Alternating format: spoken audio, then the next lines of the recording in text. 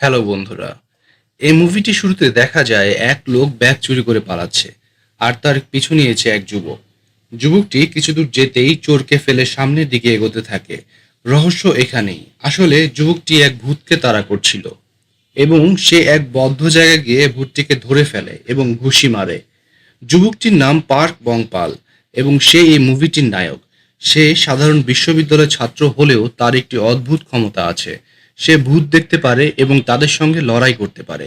সে ভূত তাড়িয়ে টাকা জোগাড় করছে যাতে অপারেশন করে সে সুস্থ হতে পারে। তার আঙ্কেল বলেছে 10 মিলিয়ন টাকা জোগাড় করতে পারলে সে অপারেশন করে এমন করতে পারবে যাতে তাকে আর ভূত দেখতে না হয়। একবার পার্ক বংপাল তার বাসায় টয়লেটে বসে দাঁত ব্রাশ করছিল। হঠাৎ সে সেখানে একটি ভূত দেখতে পায়।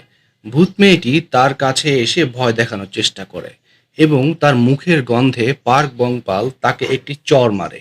মেয়ে ভূতটি ভয় পেয়ে যায় এবং সেখান থেকে চলে যায়।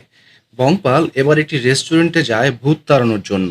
সেখানে গিয়ে সে দেখতে পায় ভয়ঙ্কর লম্বা দেহের একটি ভূতকে। বংপাল এত বড় ভূতকে দেখে ভয়ে পালায়। ক্লাসরুমে শিক্ষক লেকচার দিচ্ছিল এবং তিনি চলে যাওয়ার পর এক মেয়ে বংপালকে বলল, তুমি আমাদের গ্রুপে আমাদের কিছু সাহায্য করো অ্যাসাইনমেন্ট বানানোর জন্য। বংপাল বোর্ড থেকে নাম মুছে দিয়ে বলে, আমি একাই গ্রুপ করব। এরপর দেখা যায় এক বৌদ্ধ সন্ন্যাসীকে বাসে। তিনি একটি ছোট্ট বাচ্চার সাথে দুষ্টামি করছিলেন। বাচ্চাটি হঠাৎ কাঁদতে শুরু করে এবং সন্ন্যাসী ভয়ে বাস থেকে নেমে যায়। এই লোকটি ছিল পার্ক বংপালের আঙ্কেল, যার কাছেই পার্ক বংপাল বড় হয়েছে। বংপালের আঙ্কেল বাস থেকে নেমে দেখে এক অপরিচিত জায়গায় নেমে গিয়েছে এবং সে সেখানে একটি রেস্টুরেন্টে খাবার খেতে থাকে। সে দেখে পাশের টেবিলে একটি বিয়ার বোতল, কিছুটা বিয়ার রয়ে গেছে। তাই সে লুকিয়ে একটি গ্লাসে বিয়ারটি ঢেলে খেতে থাকে। রেস্টুরেন্টের ওয়েটার হঠাৎ তার কাছে আসে এবং তাকে চিনতে পারে। সে একসময় খুব জনপ্রিয় তান্ত্রিক ছিল। রেস্টুরেন্টের ওয়েটার তার বিল মাফ করে দেয়। পাশের টেবিল থেকে কিছু মহিলা আলাপ করতে থাকে। হঠাৎ তার কি হলো, সে তো অনেক নামকরা তান্ত্রিক ছিল। বংপাল তার ভার্সিটির ভেতরে একটি বাগানের বেঞ্চে বসেছিল এবং কিছুটা দূরে এক সুন্দরী মেয়ে বসেছিল। বংপাল তার দিকে অপলক দৃষ্টিতে তাকিয়ে রইল। হঠাৎ বংপালের ভার্সিটির দুই সিনিয়র ভাই এসে বংপালের সাথে মজা করতে থাকে। ওরা বলে, তুমি এখানে একা কি করছো? তুমি ওই মেয়েটির হাত গিয়ে ধরো এবং তাকে ডেটের প্রস্তাব দাও। তারপর তারা বংপালের হাত ধরে এবং বলে, তোমার চারপাশে কালো ছায়া আছে এবং তোমার পেছনেও একটা ভূত আছে। তুমি জানি ভূতে বিশ্বাস করো না, কিন্তু আমাদের একটা ক্লাব আছে। তুমি আমাদের ক্লাবে জয়েন করলে আমরা একসাথে ভূতের মোকাবেলা করব। বংপাল তাদের কথার কোনো তোয়াক্কা না করে সেখান থেকে উঠে যায়। এই দুই সিনিয়রের নাম চুনসাং এবং ইনরাং। তাদের ক্লাবের নাম গোস্ট নেট। তারা আসলে একটি ভিডিও চ্যানেল চালায় যেখানে তারা অনলাইনে ভৌতিক কার্যক্রম দেখায়, কিন্তু বেচারা কোনো সদস্য খুঁজে পাচ্ছে না তাদের এই গ্রুপের জন্য। তারা দুজন সেখান থেকে তাদের ক্লাবের রুমে যায় এবং চিন্তা করতে থাকে, আমরা তো এখনো একটা ভূতের লাইভ দেখাতে পারিনি অনলাইনে। ইন্দ্রাং বলে চুনসাংকে, আমরা চলো ক্যামেরা বিক্রি করে দেই, কারণ খাবারের টাকাটাও নেই। চুনসাং বলে, আমাদের শুধু একটা সুযোগ প্রয়োজন, তুমি অপেক্ষা করো। আমরা আরো সদস্য জোগাড় করব এবং ভিডিও বানিয়ে টাকা কামাই করব। ইমরান চুনসাংকে বলে, কবে হবে? চুনসাং বলে, তাহলে চলো, ভয় না পেয়ে এবার আমরা লাইভ করি, কোনো ভূতের রাস্তা নাই। তারা দুজন এবার একটা পরিত্যক্ত স্কুলে লাইভের জন্য গোপনে স্কুলের দরজায় গিয়ে অপেক্ষা করে কখন ঢোকা যায় ভেতরে। ইনরাং চুনসাংকে বলে, কি করছো তুমি? চুনসাং বলে, লাইভে যাব, একটু ফেস পাউডার মাখছি আর কি। ইনরাং বলে, তুমি একটু সিরিয়াস হও। এই স্কুলে 6 জন মেয়ে দুর্ঘটনায় মারা গেছে। তাদের আত্মা এখনো এই স্কুলে ঘুরে বেড়ায়। বংপাল তার ল্যাপটপটি খুলে দেখতে পায় একটি ইমেল এসেছে এবং সেই ইমেলটি ছিল সিনিয়র দুই ভাইয়ের গ্রুপ গোস্ট নেট থেকে। লাইভ ব্রডকাস্ট হচ্ছে। লাইভে অনেক কমেন্টস আসছিল এবং চুনসাং বলতে লাগলো, হ্যাঁ অবশ্যই আমরা আপনাদের সত্যিকারের ভূত দেখাবো। তারা দুজন খুব মজা করছিল। এরপর তারা স্কুলটির কম্পিউটার ল্যাবের দিকে যায় এবং ভেতরে গিয়ে লাইভে বলতে থাকে তাদের অনেক ভয় লাগছে, কারণ এখানে সবসময় ভূত দেখা যায়। সবাই বলে থাকে। তারা দুজন একটি কঙ্কাল দেখে মাটিতে পড়ে যায় এবং ল্যাব থেকে বের হয়ে যায়। পেছনে একটি আত্মা তাদের ফলো করছিল। বংপাল খুব মনোযোগ দিয়ে লাইভটি দেখছিল এবং হঠাৎ তার আঙ্কেল তার বাসার দরজায় নক করতে থাকে।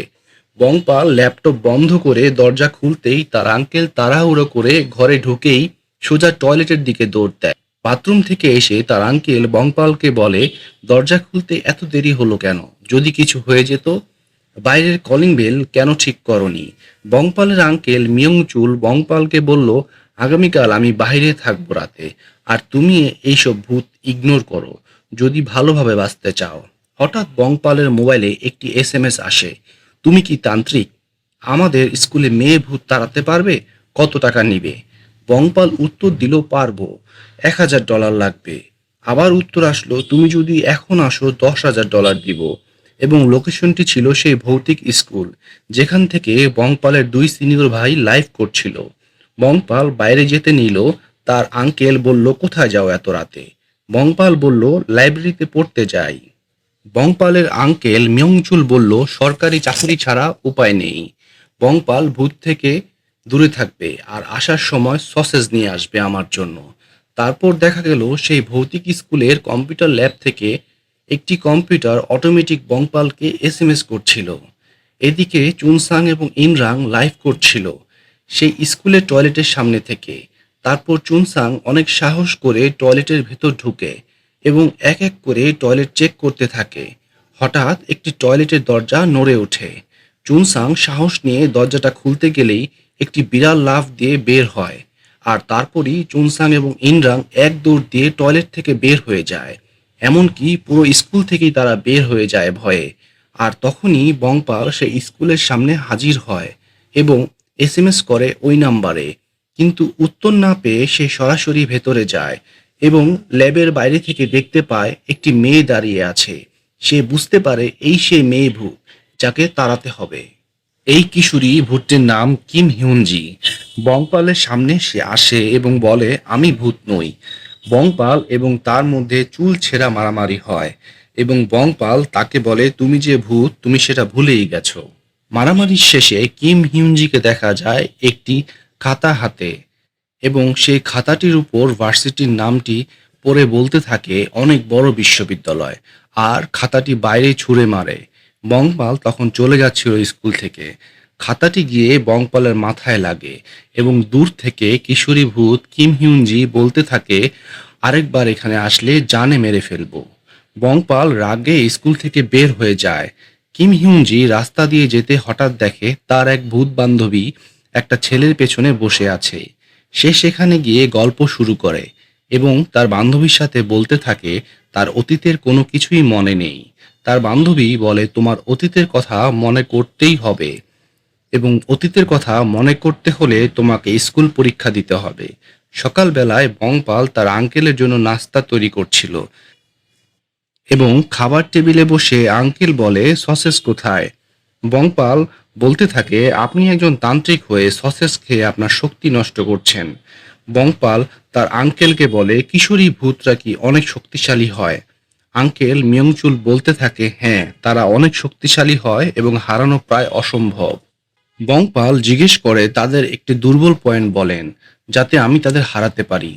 চুনসাং এবং ইনরাং পরের দিন রাতে আবার সেই ভৌতিক স্কুলের সামনে হাজির হয় লাইভ করার জন্য। এইবার তারা স্কুলের ভেতরে গিয়ে বিভিন্ন জায়গায় ক্যামেরা সেট করে দেয়। বংপাল গতকাল রাতের প্রতিশোধ নিতে আজকে আবার সেই স্কুলে আসে। স্কুলের বারান্দায় এসে বংপাল চিৎকার করে বলে, ভূতনি আসো, আবার লড়াই করি। কিশোরীর আত্মা কিম হিউনজি লাইব্রেরি থেকে তার পরিচয় জানার জন্য অ্যালবাম খুঁজছিল। বংপালের চিৎকারে তার মুড খারাপ হয়ে যায়। তাদের মধ্যে কিছুক্ষণ মারামারি হওয়ার পর কিম হিউনজি বলে, তোমাকে গতকাল না বললাম এখানে আর আসতে না? আবার তাদের মধ্যে মারামারি শুরু হলে বংপাল ও কিম হিউনজি সিঁড়ি দিয়ে পড়ে যায় এবং বংপাল কিম হিউনজির উপরে গিয়ে পড়ে। হঠাৎ কিম হিউনজির অতীতের কথা মনে পড়তে থাকে। বংপাল বলতে লাগে, দেখো, আমি ইচ্ছে করে এমন করিনি, সিঁড়ি দিয়ে পড়ে যাওয়ায় তোমার উপরে পড়েছি। হঠাৎ কিম হিউনজি গিয়ে বংপালকে আঘাত করে এবং বংপাল প্রচণ্ড চিৎকার করতে থাকে। এদিকে এই শব্দ চুনসাংয়ের কানে পৌঁছায় এবং সে ভয়ে লাফিয়ে ওঠে। কিছুক্ষণ পর চুনসাং দেখতে পায় একটা ভূত তাদের মাথার উপরে। তারা দুইজন এক দৌড়ে সেখান থেকে বের হয়ে লিফটের দিকে ছুটতে থাকে স্কুল করিডোরে বংপাল এবং কিশোরী ভূত দাঁড়িয়ে ছিল। তারাও সেই ভয়ঙ্কর ভূতটিকে দেখে পালাতে শুরু করে। বংপাল এবং তার সিনিয়র দুই ভাই লিফট দিয়ে নিচে নেমে আসে। চুনসাং এবং ইনরাং বলতে থাকে, এই ভয়ঙ্কর ভূতটি তো এই স্কুলের ইংরেজি শিক্ষক ছিল, যে গোপনে মেয়েদের টয়লেটে উকি মারত। সে তো এক নম্বর বদমাইশ। এই কথা শুনে বংপাল আবার সেই কিশোরী ভূতের কাছে যেতে থাকে। সেই ভয়ঙ্কর ভূতটি কিশোরী ভূতকে চরম মারতে থাকে। ওই মুহূর্তে বংপাল সেখানে হাজির হয় এবং সেই ভয়ঙ্কর ভূতের সাথে মারামারি শুরু করে। তাদের তিনজনের মারামারির এক পর্যায়ে কিম হিউনজি বংপালকে বলে সেই ভয়ঙ্কর ভূতটির মাথায় আঘাত করতে। বংপাল ও তার মাথায় আঘাত করে এবং সে অদৃশ্য হয়ে যায়। বংপাল এবং কিম হিউনজি বাইরে এসে একে অপরের নাম জিজ্ঞেস করে। কিশোরী কিম হিউনজি যখন জানতে পারে ছেলেটির নাম বংপাল, সে প্রচণ্ড হাসতে থাকে এবং বলে, এটা কারো নাম জীবনে শুনিনি। বংপাল কিম হিউনজিকে জিজ্ঞেস করে, এই জায়গা থেকে আমাকে এসএমএস করা হয়েছিল, ভূতকে হারাতে পারলে $10,000 দিবে। কিম হিউনজি হাসতে থাকে। বংপাল বুঝতে পারে এটা কিম হিউনজির কাজ। কিম হিউনজির কাছে বংপাল টাকা চায়। কিম হিউনজি বলে, ভূত কোথা থেকে টাকা পাবে? সে তাকে আসতে বলেছে কারণ ওই ভয়ঙ্কর ভূতকে তার ভয় লাগে। কিম হিউনজির কথায় বংপাল বলে, এক ভূত অন্য ভূতকে ভয় পায়। কিম হিউনজি, তুমি আমাকে আর তোমার চেহারা দেখাবে না। বংপাল স্কুল থেকে চলে যায়। কিম হিউনজিকে দেখা যায় এক রেস্টুরেন্টে বসে থাকতে।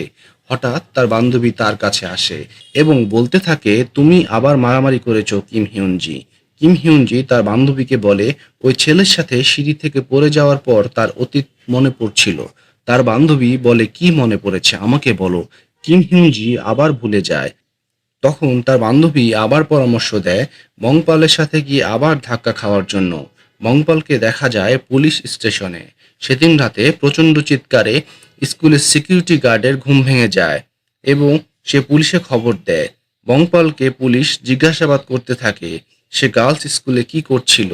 মিয়ংচুলকে পুলিশ কল করে। মিয়ংচুল এসে বংপালকে ছাড়িয়ে নিয়ে যায়।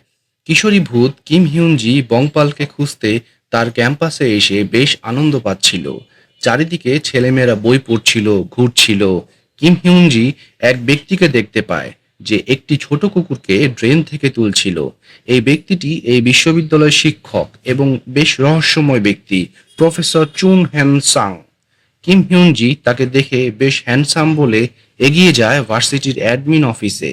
অ্যাডমিন কম্পিউটার থেকে বংপালের নাম সার্চ করলে সে ঠিকানাটা পেয়ে যায়। কিম হিউনজি বংপালের বাসার সামনে গিয়ে দাঁড়িয়ে থাকে তার সাথে দেখা করার জন্য। কিম হিউনজি বংপালকে দেখে কিছুক্ষণ পর তার বাসার সামনে এসেছে। কিম হিউনজি উড়ে এসে বংপালের ঠোঁটে চুম্বন করতে চায়, তার অতীত মনে করার জন্য। বন্ধুরা, পরের পর্বে আমরা দেখব এরপর কি হয়েছিল।